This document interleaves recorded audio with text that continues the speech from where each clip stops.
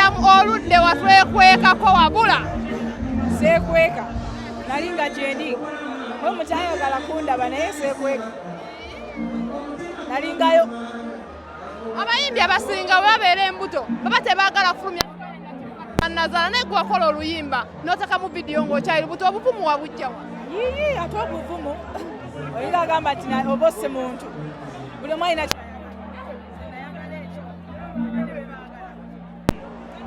Maureen Nantume bandi ng'esebengerera eno abayimbi abasinga music bandi abayimbi abasinga be twali tulabirako nga mmwe temukyayagala kufulumya nnyimba mufulumya lwe mwagadde. Naye ennyimba ze mulina nnyingi. Mulina ennyimba nnyingi olwaki muteeka ku pressure? Mulinga abatubanja temutubanja si kyo? Twatuuka ku ssa ery'okuba nti nfulumya lwenjagadde mumwagala tulwane n'abato. Tulwanagana n'abato kati omutaateekeyo nange nnwane ate kijja. Mwawa mwajjira abantu abasinga beebuuza sexual harassment mu music industry yalinga kati bweri kwa kati yeeyongera buli lutyo. Gyeri nze sibiwulira. Gyebiri sibiwulira. Ekyo sibiwulira. Nze mpulira vibe yokka.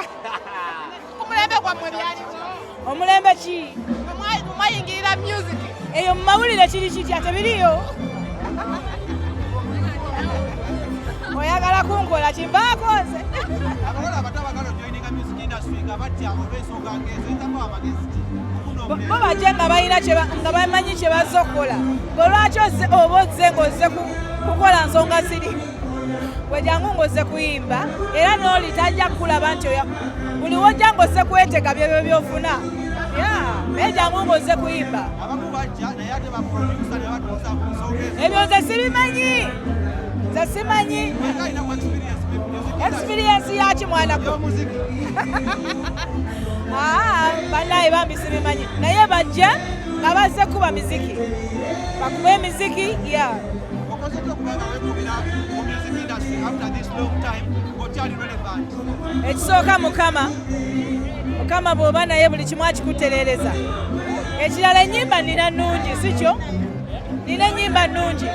Abawagizi banjagala n'empisa mwanange nina. Waki? Ani akyogera? Nze siyogerangako nti nakoowa abasajja omwana abadde ki? Abasajja mbaagala.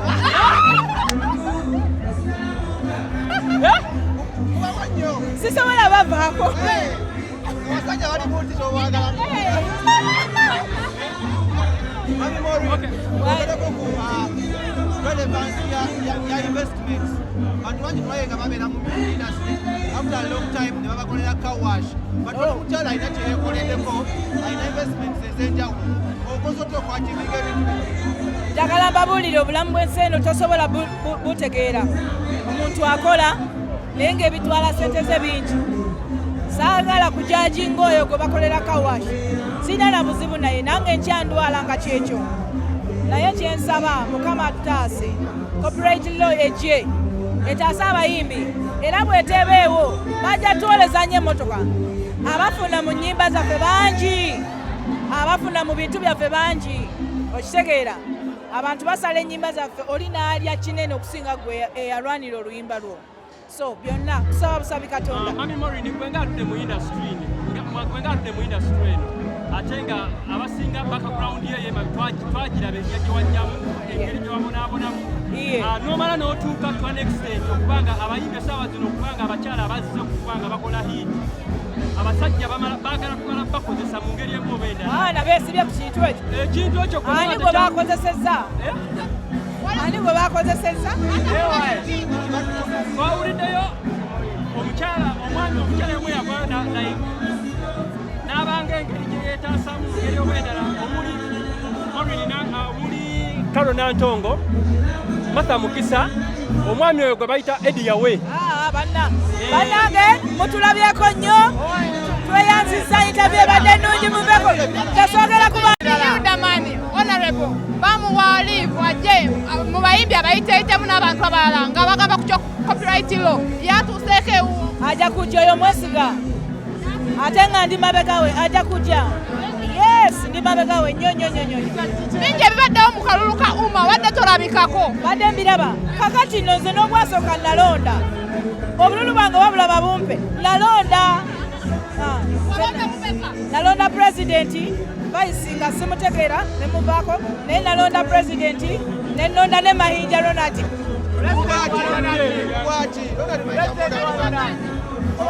yali waki wabani anzanti ze nalaba Mahinja ne nnonda pulezidenti nalaba pulezidenti gwenyagala ne nnonda owaaye vaako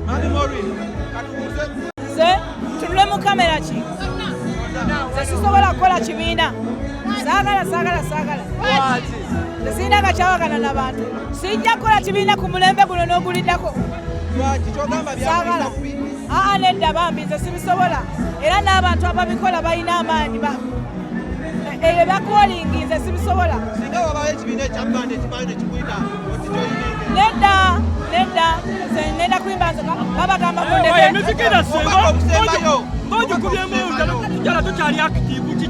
badde mu kuzaala obadde oyagala nzije enzaalire ku siteegi abakyala fitina yaki